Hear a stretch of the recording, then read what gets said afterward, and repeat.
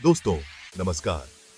आज हम एक ऐसे टॉपिक पर बात करने जा रहे हैं जो बहुत इंपॉर्टेंट है लेकिन अक्सर इग्नोर कर दिया जाता है। भारत का इतिहास सिर्फ राजाओं महाराजाओं की कहानियों तक लिमिटेड नहीं है, बल्कि यह उन अनगिनत वीरों और नायकों की कहानियों से भरा पड़ा है जिन्होंने समाज के लिए अपना सब कुछ कुर्बान कर दिया। लेकिन दोस्तों, सच्चाई यह भी है कि इतिहास में कुछ कहानियां छुपा दी जाती हैं, कुछ चेहरे मिटा दिए जाते हैं।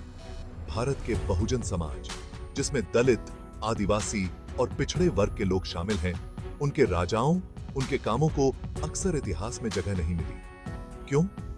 क्यों इन राजाओं को भुला दिया गया? क्या वजह है कि उनकी बहादुरी, उनकी नीतियां, उनका शासन आज हमारे लिए एक रहस्य बना हुआ है? आज हम इसी सवाल का जवाब ढूंढने की कोशिश करेंगे। दोस्तों, भारत में जाति व्यवस्था कोई नई बात नहीं है। हजारों सालों से यह व्यवस्था हमारे समाज में बहुत गहरी है, जिसने लोगों को न सिर्फ बांटा, बल्कि उनके जीने के तरीके को भी कंट्रोल किया। पिढ़ाई से लेकर राज करने तक हर जगह ऊंच नीच का भेदभाव रहा। इसी भेदभाव का शिकार हुए हमारे बहुजन समाज के राजा, जिनकी उपलब्धियों को जानबूझकर कम करके दिखाया गया। उनकी जाति, उनका परिवार, उनकी पहचान, उनकी योग्यता सब पर भारी पड़ गई। सोचो दोस्तों, अगर कोई राजा ताकतवर होने के बावजूद अपने समाज के लिए अच्छाई और बराबरी की बात करता था, तो क्या उसे वे लोग अपनाते जो खुद को बड़ा मानते थे? क्या वे लोग उस राजा को इतिहास में जगह देते? यही कारण है कि हमें इतिहास को नए तरीके से देखना होगा।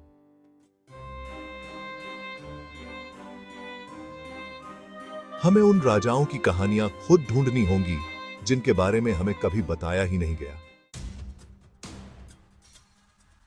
दोस्तों, इतिहास हमेशा जीतने वाले लिखते हैं और भारत में बहुत समय तक इतिहास लिखने का काम ब्राह्मण वर्ग करता रहा।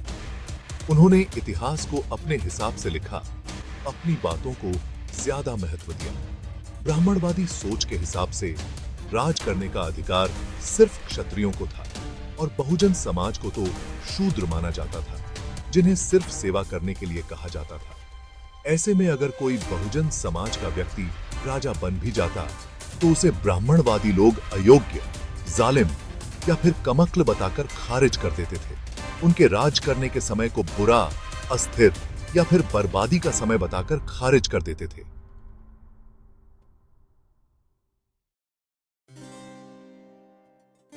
दोस्तों, अंग्रेजों ने भारत को न सिर्फ राजनीतिक रूप से गुलाम बनाया, बल्कि हमारे इतिहास और संस्कृति को भी तोड़ने की कोशिश की।